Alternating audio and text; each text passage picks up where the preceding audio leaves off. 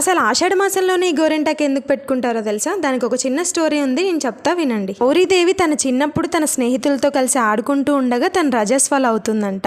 ఆ టైంలో గౌరీదేవి యొక్క రక్తపు చుక్క నేలను తాకగానే ఒక మొక్క పుడుతుంది. ఆ వింతని చూసిన గౌరీదేవి యొక్క స్నేహితులు పరిగెత్తుకుంటూ వెళ్ళి గౌరీదేవి యొక్క తండ్రి పర్వతరాజుకి ఈ విషయం చెప్తారు.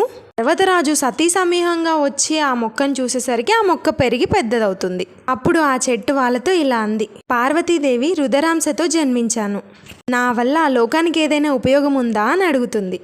అంతలోనే గౌరీదేవి చిన్నపిల్ల చేష్టలతో ఆ చెట్టు ఆకును కొయ్యగానే చేతివేళ్లు ఎర్రబడతాయి. అది చూసిన పర్వతరాజు దంపతులు చెయ్యి ఇలా కందిపోయిందేంటబ్బా అని చెప్పేసి కంగారు పడతారు.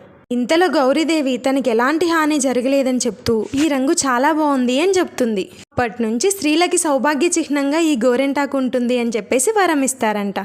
అప్పటి నుంచి స్త్రీలకి గోరింటాకు మీద ఇష్టం పెరిగిపోయింది.